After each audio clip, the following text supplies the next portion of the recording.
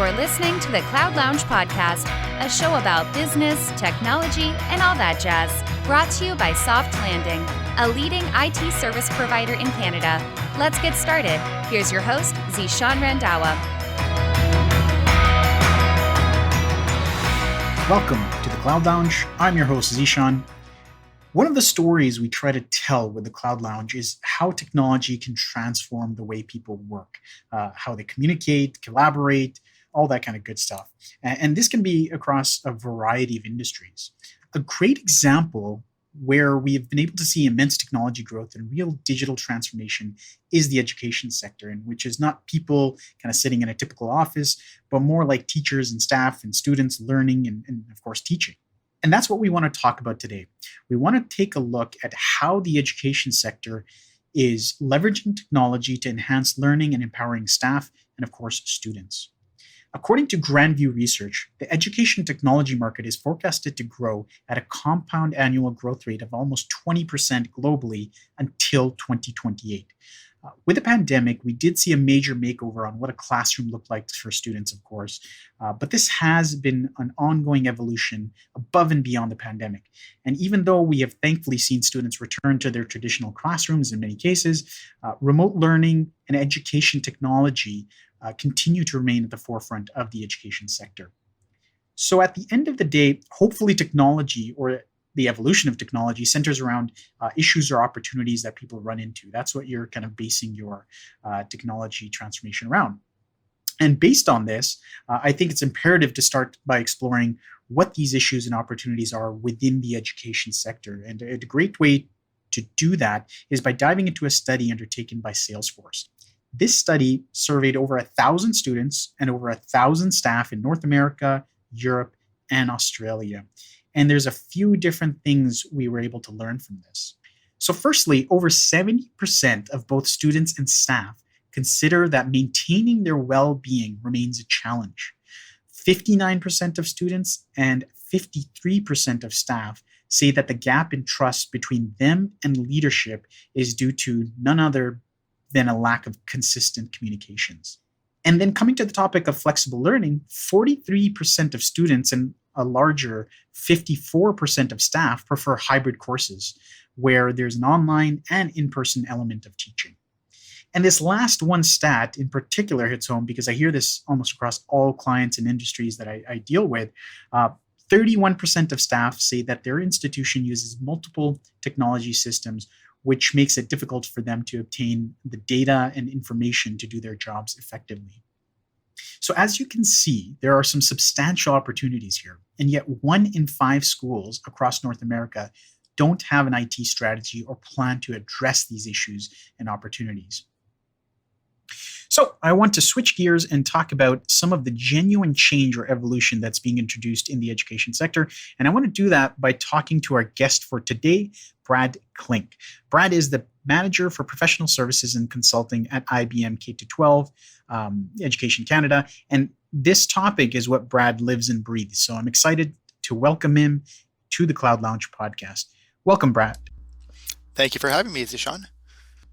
So Brad, naturally, I think a good place to start is what are the current technology trends in the education sector? What are you seeing out there? What are you responding to when it comes to some of the needs you're seeing in that education industry?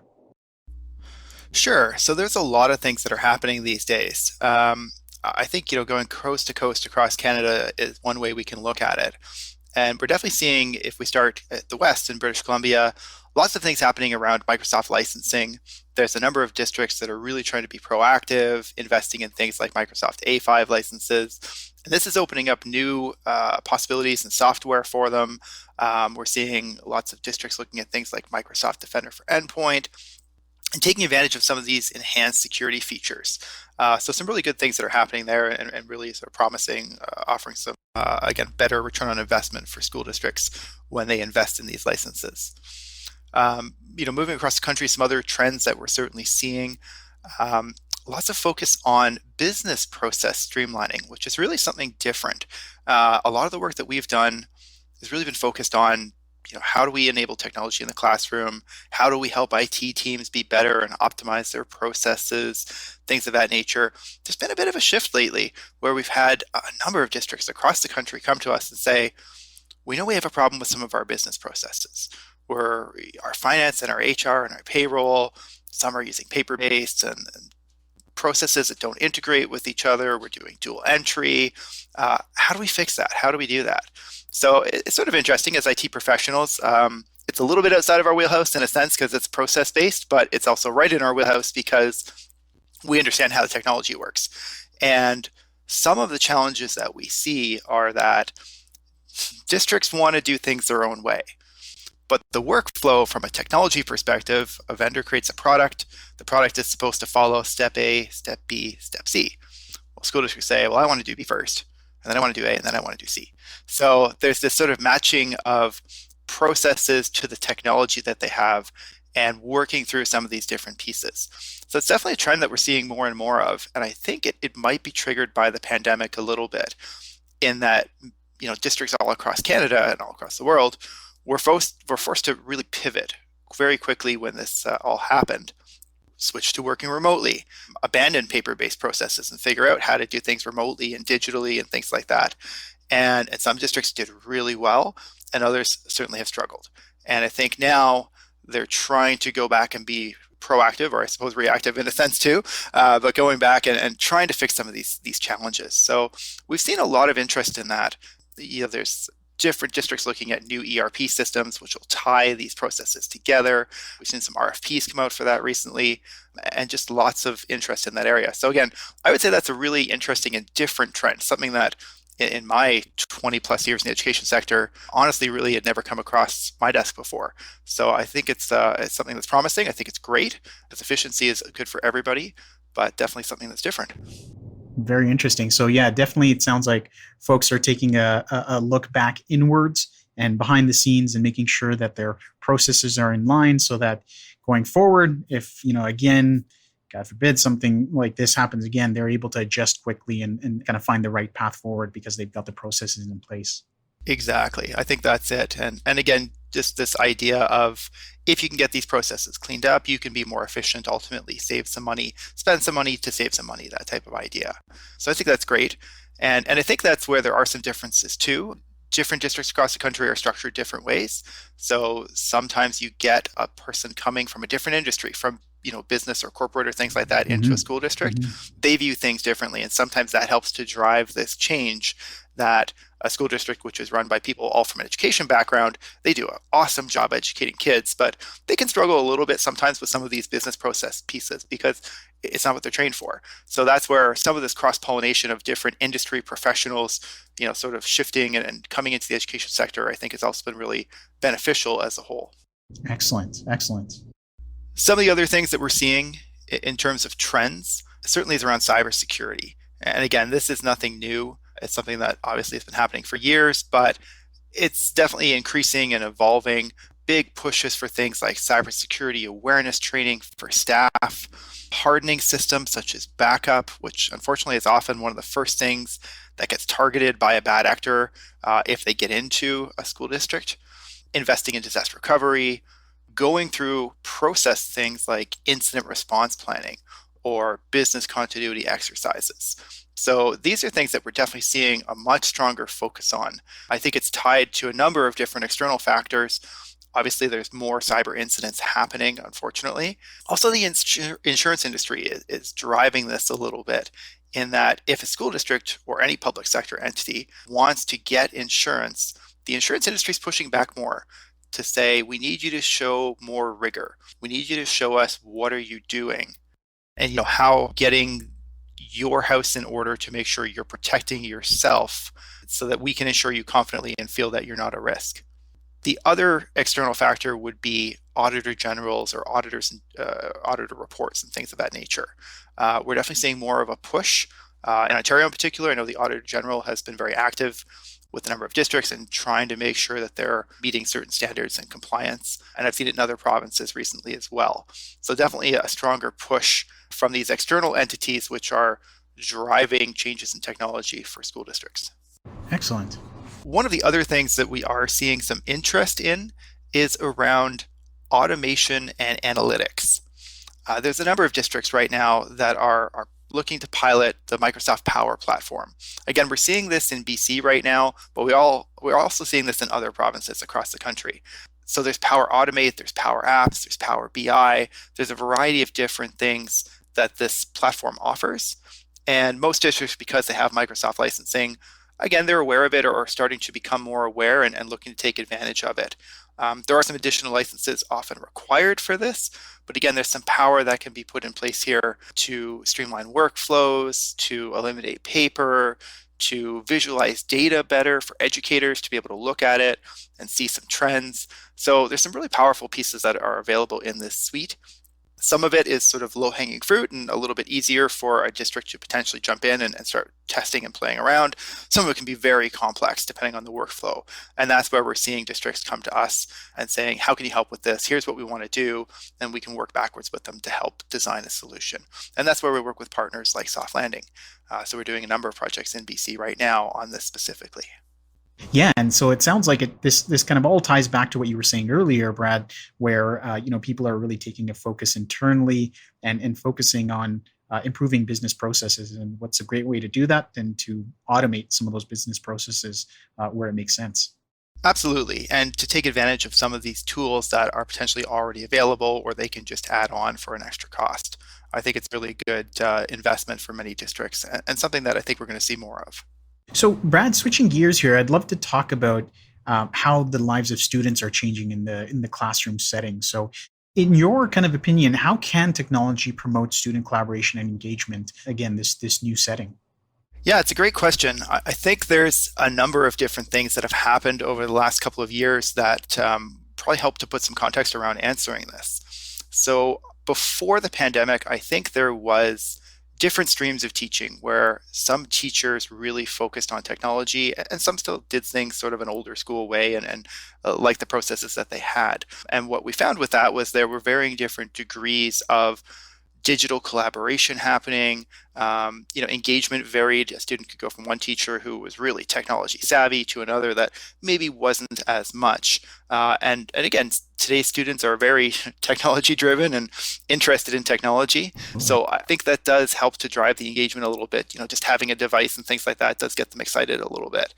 So kind of tying that back to the pandemic, what I think was sort of a forced shift in pedagogy was that it almost reset the playing field, because with remote learning and different things like that, pretty well all teachers had to adapt and shift to digital and online learning in some way, shape, or form.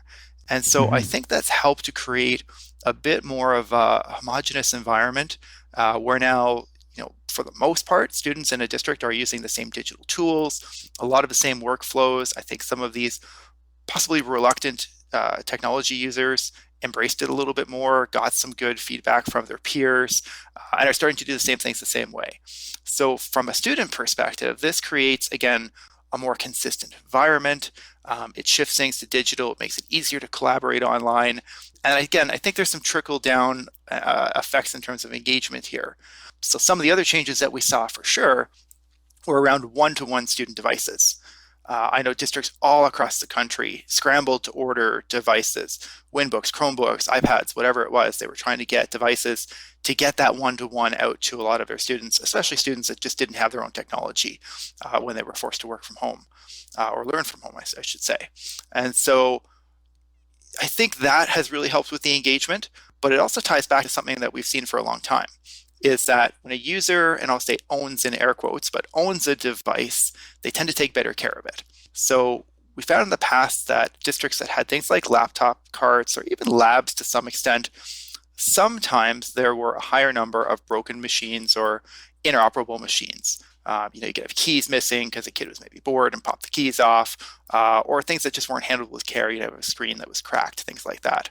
Moving to one-to-one, I think students are more invested in their device and ownership of that device. So we're seeing and we're hearing lower damage and failure rates.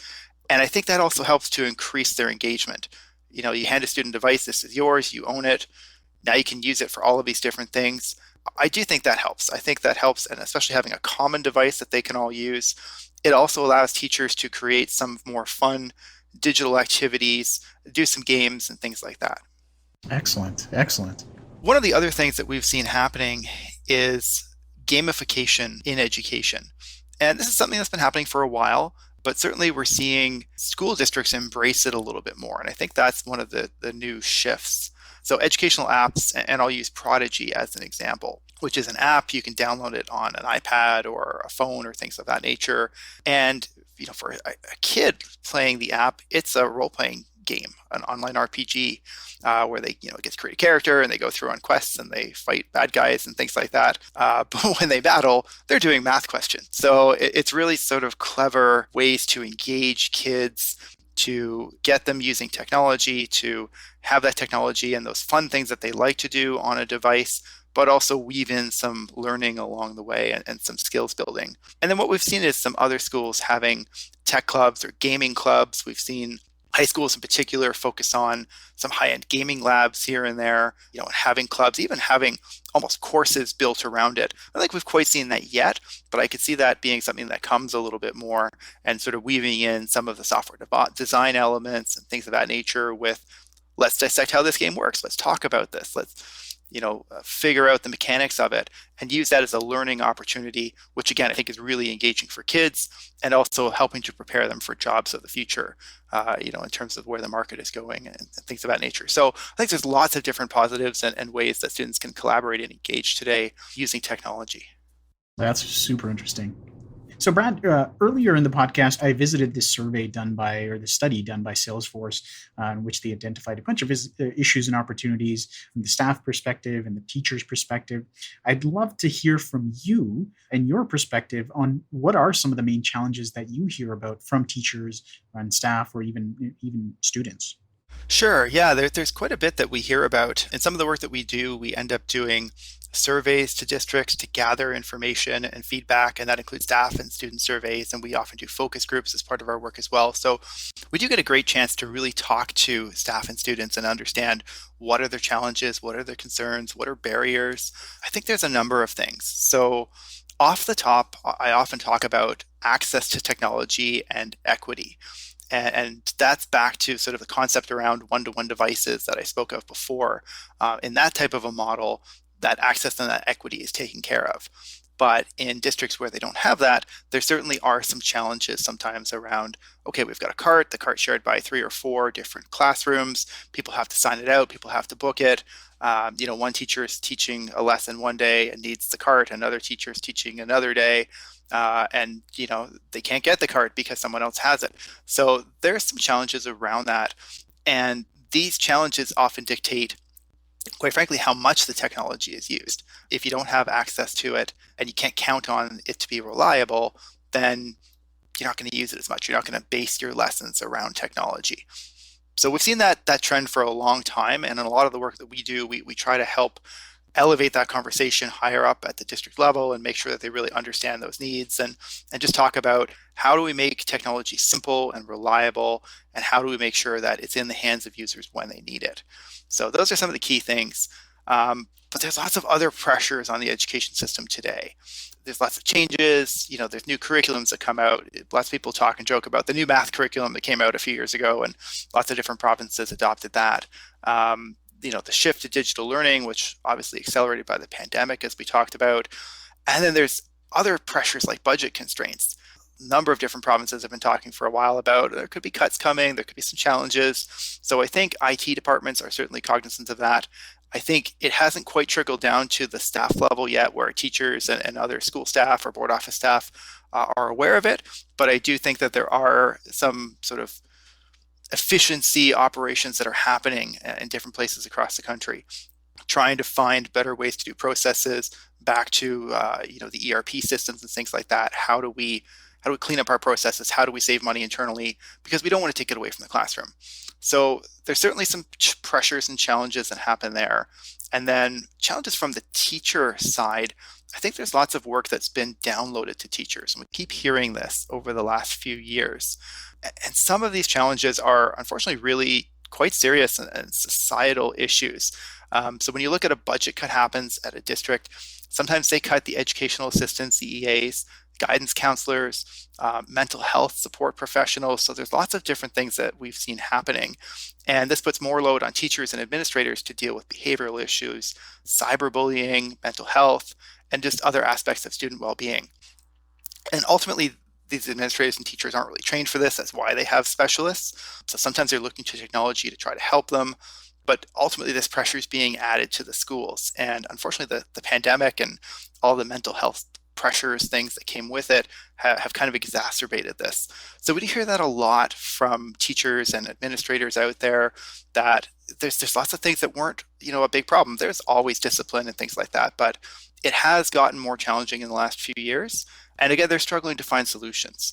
So where I think this is important for us as IT professionals or as an IT community when we're working with school districts and educators is to be aware of it, understand their challenges, and to have empathy. I talked about cybersecurity awareness training. We know it's a real threat. We need all staff to be trained. And teachers, again, have access to potentially sensitive personal information from students. So we do need them to be trained. We need to make them aware of phishing attempts and how to protect their data, the students' data, the district's data. But this is outside their wheelhouse, and they've got a lot on their plates. So it's a delicate balancing act, and that's something that I think is a real pressure on staff in schools today. Yeah, I think you bring up a really amazing point, and where it's really important to understand the nuances of the world you're diving into. If you are kind of a technology implementer or professional services provider, understanding some of those core issues that you've identified, I think that's really important as a part of any delivery. It really is. It's important to have that context, and more these days, because there are lots of these different pressures. And again, understanding the bigger picture that, okay, there's governments and insurance companies and all these things putting pressure on the districts put their pressure on the users have to do this training, and they're already overloaded. It becomes really difficult to maintain it and to do it well. And so that's where we spend a lot of time as a team trying to help with this, trying to facilitate it, working with IT departments, working with unions, working with staff, trying to make them understand, here's what's really important, here's what we need to teach you, we understand your time, here's how we'll do it and be flexible, here's how we can do bite-sized little bits of training, things like that. So again, as an IT professional, it is really important to understand, we often get so focused on our jobs and what we're trying to do that our end users have totally different pressures and things that they're dealing with. And it could be a student in crisis today, and I don't have time to do training. I've got to worry about this kid because I want to make sure they get home safe tonight. One of the other pieces around challenges that staff are facing in schools today goes back to, again, this concept of digital versus paper-based forms. And this is something that we've seen lots of different solutions that are out there. Sometimes districts are doing homegrown solutions. Sometimes they're still using paper-based. Sometimes the school will just go out and say, I really just need a way for parents to pay for hot dog days. How do I do that? And so they can go out and just get a terminal so that people can pay for it in the office, that type of thing. So there's lots of different challenges that school staff face and teachers face in trying to coordinate these things. And again, it's this lack of consistency that we find is often the problem. So that's where we really try to focus on how do we get that sort of consistent digital data collection? How do we work with districts on eliminating paper-based systems, moving to digital, reducing duplication, and reducing dual entry of data? You've talked about things like gamification and how that's kind of changing things and evolving, and how you kind of see that growing as well. I would love to, in closing here, get an idea of what your prediction is on the future of technology trends in the education sector. What do you see in your kind of magic ball? Absolutely. Yeah, it's always tough to predict. You get some interesting things that really disrupt. Probably 10 years ago now or 8 years ago when Chromebooks came in. I mean, they were such a huge disrupting factor that nobody saw coming. But again, they've really changed the way that a lot of people can work and made one-to-one devices within reach. So I think things like that, this trend towards one-to-one, I think is going to keep happening. I think it's fantastic. I really am a believer that when you give a student a device, they take better care of it. I think they have ownership. I think they're more invested. I think that does help with the engagement. And so I do see that trend continuing. And I think a lot of districts across the country are picking up on that. And not just students, for staff as well. Many districts have done this for 15 or 20 years, given staff laptops, whereas other districts, because of the way they funded things, it just wasn't feasible. But I think we're starting to see the benefits of it and some of that shift happening. So I really like that one. I think that one is great. I'm definitely seeing some really clever, creative products and solutions out there as well.